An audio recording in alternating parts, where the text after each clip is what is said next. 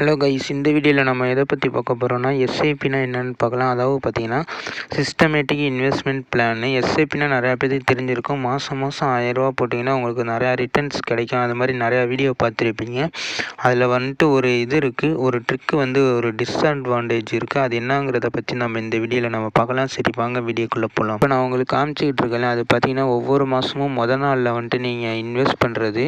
அதாவது பார்த்தீங்கன்னா நிஃப்டி 50ல் நீங்கள் இன்வெஸ்ட் பண்ணுறதா நினச்சிக்கிட்டிங்கன்னா, அதாவது ஒன்றாந்தேதி நீங்கள் இன்வெஸ்ட் பண்ணிங்கன்னா எப்பப்போ மார்க்கெட்டு எப்படி இருந்திருக்குங்கிறத மார்க் பண்ணி வச்சுருக்கேன். அதை உங்களுக்கு இப்போ ஜூமில் காமிக்கிறேன் பாருங்கள். மார்க் பண்ணியிருக்கிற எல்லாமே பாருங்கள். எவ்ரி மந்த் பார்த்தீங்கன்னா ஹால்டைம் ஐயில் இருக்கும்போது தான் அந்த 1ஆம் தேதி வருது. அதாவது பார்த்தீங்கன்னா 1ஆம் தேதி நீங்கள் போட்டிங்கன்னா உங்களுக்கு பணம் பார்த்தீங்கன்னா ஹால்டைம் ஐயில் இருக்கும்போது தான் இன்வெஸ்ட் பண்ணுற மாதிரி காட்டுது. அதே நீங்கள் பார்த்தீங்கன்னா கொஞ்சம் ஒரு 2 வாரம், அதாவது பார்த்தீங்கன்னா ஒரு வாரம் கழிச்சு இல்லைன்னா ஒரு 2 வாரம் கழித்து பார்த்தீங்கன்னா சப்போர்ட்டில் விழுந்திருக்கு. அதுவும் இல்லாமல் பார்த்தீங்கன்னா கீழே ட்ரேட் ஆகிக்கிற மாதிரி காமிச்சிருக்கு பாருங்கள். சப்போர்ட்டில் வாங்குற மாதிரி ஒரு நாள் கூட வரல. எல்லாமே பார்த்தீங்கன்னா ஆல் டைம் ஐயில் இருக்கும்போது வாங்குற மாதிரி தான் வந்திருக்கு. சரி, ஆல் டைம் ஐயில் நம்ம இன்வெஸ்ட் பண்ணுறதுனால என்ன ப்ராப்ளம் வருங்கிறத இப்போ பார்க்கலாம். அதாவது பார்த்தீங்கன்னா நாவோட வேல்யூ பார்த்தீங்கன்னா இப்போ பார்த்தீங்கன்னா 10 ரூபாவில் இருக்குதுன்னு வச்சுக்கோங்க. அதை நீங்கள் 1000 ரூபா கொடுத்து வாங்கினீங்கன்னா உங்களுக்கு எத்தனை யூனிட்ஸ் கிடைக்குன்னு பார்த்தீங்கன்னா 100 யூனிட்ஸ் கிடைக்கும். அதே நாவு 20 இருந்துச்சுன்னா உங்களுக்கு எத்தனை யூனிட்ஸ் கிடைக்குன்னு பார்த்தீங்கன்னா 50 யூனிட்ஸ் தான் கிடைக்கும். அதாவது பார்த்தீங்கன்னா நாவு கம்மியாக இருந்துச்சுன்னா நமக்கு யூனிட்ஸ் நிறையா கிடைக்கும். இதுக்கு நம்ம உதாரணமாக எப்படி பார்க்கலான்னு பார்த்தீங்கன்னா, அதாவது பார்த்தீங்கன்னா மார்க்கெட் கிராஸ் ஆனிச்சில் June 4 அன்றைக்கி நீங்கள் 1:30 மணிக்குள்ளே யாராவது வாங்கியிருந்தீங்கன்னா உங்களுக்கு அன்றைக்கி உள்ள நாவே கிடச்சிருக்கும்.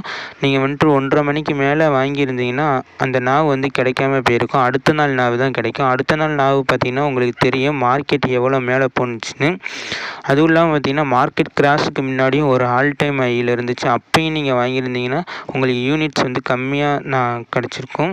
இதே நீங்கள் அடுத்த நாள் வாங்கியிருந்தீங்கன்னா உங்களுக்கு யூனிட்ஸ் நிறையா கிடச்சிருக்கும். அதனால தான் பார்த்தீங்கன்னா இந்த மாதிரி டிப்பில் இருக்கும்போது நம்ம லம்சமாக இன்வெஸ்ட் பண்ணிடலாம். லாஸ்ட்டு 25 இயர்ஸாக பார்த்தீங்கன்னா நீங்கள் ஆல் டைமில் மட்டும் நீங்கள் இன்வெஸ்ட் பண்ணியிருந்தீங்கன்னா உங்களுக்கு ஆவரேஜ் ரிட்டர்ன்ஸ் எவ்வளோ கிடச்சிருக்குன்னு பார்த்தீங்கன்னா 14% கிடச்சிருக்கும். அதாவது எத்தனை சான்ஸ்லன்னு பார்த்தீங்கன்னா 60% ஆஃப் சான்ஸில் பார்த்தீங்கன்னா 12% கேரண்டி கொடுக்குறாங்க. இதே 15% ரிட்டர்ன்ஸை 50% சான்ஸ் இருக்குதுன்னு சொல்கிறாங்க.